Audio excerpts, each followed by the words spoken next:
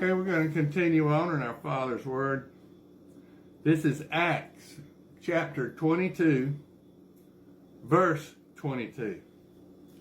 And they listened to him until this word, and then they raised their voices and said, "Away with such a fellow from the earth, for he is not fit to live." Then as they cried out and tore off their clothes and threw dust in the air, the commander ordered him to be brought into the barracks and said that he should be examined under scourging, so that he might know why they shouted so against him.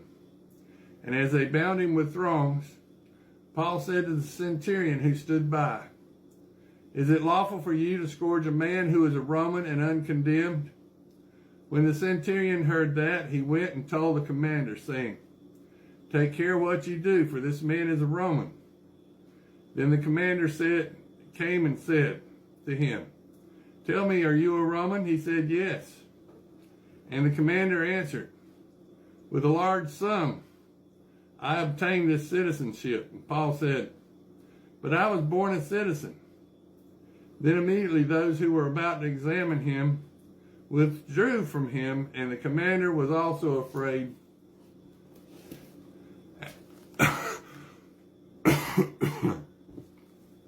Excuse me. After he found out that he was a Roman,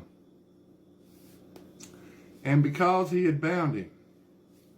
The next day he wanted to know for certain why he was accused by the Jews. He released him from his bonds and commanded the chief priest and all the council to appear, and brought Paul down and set him before them. Now this is Acts chapter 23.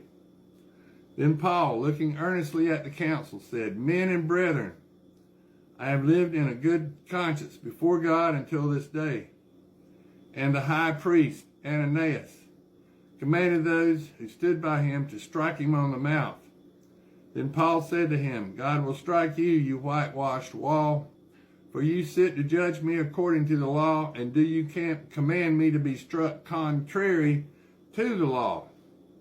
And those who stood by said, "Do you revile God's high priest?" And Paul said, "I did not know, brethren, that he was the high priest. For it is written, you shall not speak evil. You shall not speak evil of a ruler of your people." But when Paul perceived that one part were Sadducees and the other part were Pharisees, he cried out to the council, Men and brethren, I am a Pharisee, the son of a Pharisee. Concerning the hope and resurrection of the dead, I am being judged. And when he had said this, a dissension arose between the Pharisees and the Sadducees, and the assembly was divided. For Sadducees say that there is no resurrection and no angel or spirit, but the Pharisees confess both. Then there arose a loud outcry, and the scribes of the Pharisees' party arose and protested, saying, "We find no evil in this man, but if a spirit or if an angel has spoken to him, let us not fight against God." Now when there arose a great dissension, the commander, fearing lest Paul might be pulled to pieces by them, commanded the soldiers to go down and take him by force from among them and to bring him into the barracks. But the following night the Lord stood by him and said, "Be of good cheer, Paul, for as you have testified for me in Jerusalem, so you must also bear witness at Rome." And when it was day, some of the Jews banded together and bound themselves under an oath, saying that they would neither eat nor drink till they had killed Paul.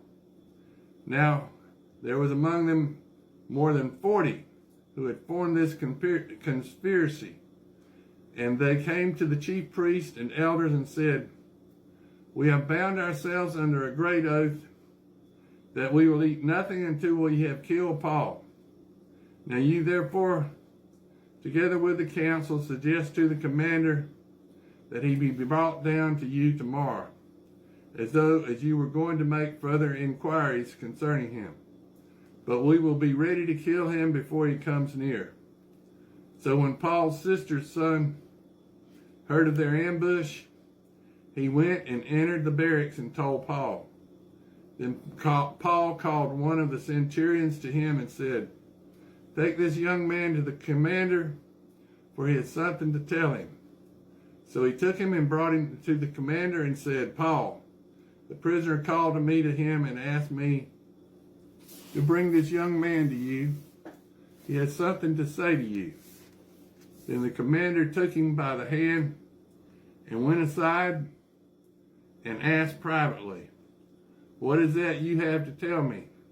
And he said, "The Jews have agreed to ask that you bring Paul down to the council tomorrow, as though they were going to inquire more fully about him.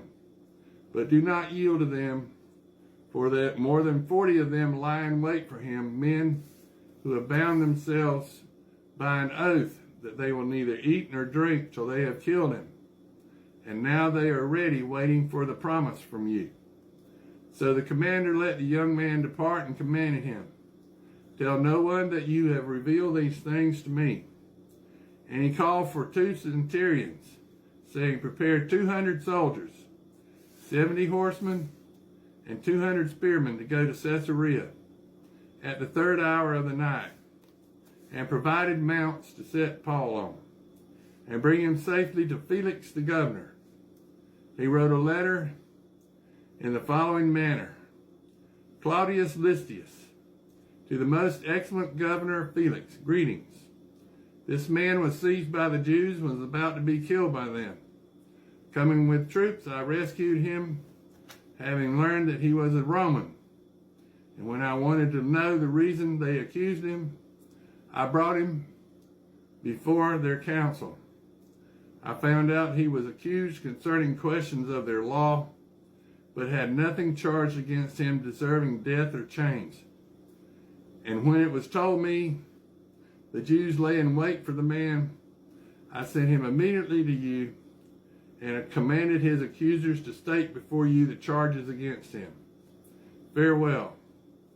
Then the soldiers, as they were commanded, took Paul and brought him by night to Antipater and to Patras. The next day they left the horsemen to go on with him and returned to the barracks. When they came to Caesarea and had delivered the letter to the governor, they also presented Paul to him. And when the governor had read it, he asked what province he was from. And when he understood that he was from Cilicia, and he said, "I will hear you when your accusers also have come." And he commanded him to be kept in Herod's praetorium. Now this is Acts chapter 24. And after 5 days, Ananias, the high priest, came down with the elders and a certain orator named Tertullus. They gave evidence to the governor against Paul, and when he was called upon, Tertullus began his accusation, saying, "Seeing that through you we enjoy great peace and prosperity is being brought to this nation, to your foresight, we accept it always and in all places. Most noble Felix, with all thankfulness.